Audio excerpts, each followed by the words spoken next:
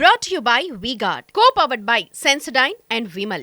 పలుకులలో Kesari. Associate sponsor UltraTech cement. Polling ముగిసినా ఇంకా roaring కొనసాగుతూనే ఉంది. అధికార విపక్షాల మధ్య మాటల యుద్ధం కంటిన్యూ అవుతూనే ఉంది. కరీంనగర్ అడ్డాగా బీఆర్ఎస్ కాంగ్రెస్ నేతల మధ్య సవాళ్లు ప్రతి సవాళ్లు మారుమోగుతున్నాయి. ఢిల్లీలో కుస్తీలు, గల్లీలో దోస్తీలు. కాంగ్రెస్ బీజేపీ రాజకీయం చూస్తే ఢిల్లీలో కుస్తీ, గల్లీలో దోస్తీ అన్నట్టుగా ఇలా వ్యవహారం నడుస్తూ ఉంది. 6-7 సీట్లలో డమ్మీ అభ్యర్థులను పెట్టి రేవంత్ రెడ్డి గారు మరి బీజేపీని గెలిపించడానికి కిషన్ రెడ్డి కంటే ఎక్కువ రేవంత్ రెడ్డి కష్టపడ్డాడన్న మాట నేను విజ్ఞప్తి చేస్తా ఉన్నాను. ఇలా అధికారం కోల్పోయిన తర్వాత పెద్ద ఆయనకు పెద్ద మీద దెబ్బతిన్నట్టున్నది, చిన్న ఆయనకు చిన్న మీద దెబ్బతిన్నది. ఇక నడిపైన ఉంటాడు మధ్యలో ఆయన వాళ్ళ బావైనట్టు ఆయన జ్ఞానం ఏమో ఇంగిత జ్ఞానమో మోకాలు చిప్పాలకు వినట్టుంది. అలా ఏది పడితే అది మాట్లాడుతాను. ఇవాళ రైతు వ్యతిరేక చట్టాలు తీసుకొచ్చినప్పటికి కూడా ఇవాళ మద్దతు ఇచ్చింది ఎవరయ్యా అంటే బీఆర్ఎస్ పార్టీ అని చెప్పక తప్పదు. ఇవాళ వాళ్ళు ఇవాళ మేము డమ్మీ అభ్యర్థులం పెట్టినాం, మేము మమ్మీ అభ్యర్థులం పెట్టినామని చెప్పి మాట్లాడమంటే దయ్యాలు వేదాలు వల్లించినట్టు. ఇవాళ మోడీ గారే స్వయంగా చెప్పిండ్రు.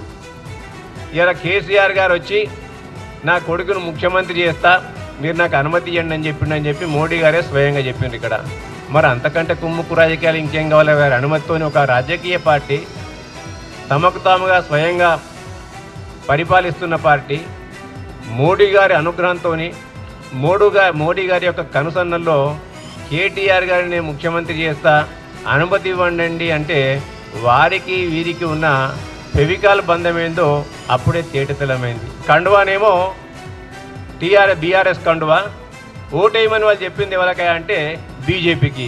ఎందుకంటే వాళ్ళ చెల్లె కవిత గారు ఇవాళ తిహార్ జైలు నుంచి బయటికి రావాలంటే వాళ్ళు మోడీ గారిని ప్రసన్నం చేసుకోవడానికి అనేకమైన పాటలు పడుతున్నారు. ఇలా ఆ రెండు పార్టీల కంటే మాకు ఎక్కువ వస్తాయి కదా, కాంగ్రెస్ కంటే బీజేపీ కంటే 17లో మరి తప్పకుండా వాళ్ళిద్దరి కంటే కూడా మేము సింగిల్ లార్జెస్ట్ పార్టీగా మేము ఎదుగుతామని నా విశ్వాసం. ఒకటైతే పక్కా నాకు తెలిసి కాంగ్రెస్ పార్టీ పరిస్థితి మాత్రం ఎన్నికల తర్వాత బాగుండదు. ఎందుకంటే ఈ 5 నెలల్లోనే ఎక్కడ లేని వ్యతిరేకతను ప్రజలు మూటగట్టుకున్నది కాంగ్రెస్.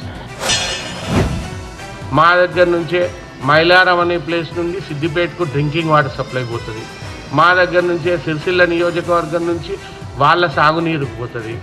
హైదరాబాద్ నుంచి వచ్చే రైల్వే లైన్ మనోహరాబాద్ వచ్చేది సిద్దిపేట దాకొచ్చి వాళ్ళ కడుపు నిండంగానే పాలాభిషేకాలు చేసుకొని అక్కడనే ఆపుతారు.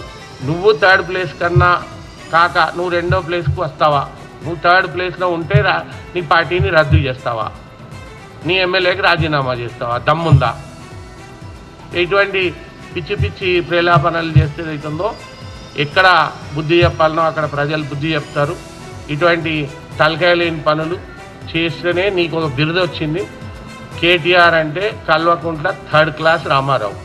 3rd క్లాస్ మాటలు మాట్లాడతాడు, 3rd క్లాస్ వ్యవహారాలు చేస్తాడు, 3rd క్లాస్ ఆలోచనలు ఉంటాయి. కల్వకుంట్ల 3rd క్లాస్ రామారావుకు ఇదే ఏదైతుందో మేము మా ప్రెస్ కాన్ఫరెన్స్ ద్వారా వార్నింగ్ ఇస్తున్నాము. ఫస్ట్ 3rd ప్లేస్ నుంచి 2nd ప్లేస్కి వచ్చి చూపి నీ దగ్గర దమ్ము ఉంటే, ధైర్యం ఉంటే. 3rd ప్లేస్ ఇట్టుంటే పార్టీని రద్దు చేసుకో, నీ ఎమ్మెల్యే పదవికి రాజీనామా. Brought to you by V-Guard, co-powered by Sensodyne and Vimal. పలుకులలో Kesari. Associate sponsor UltraTech cement.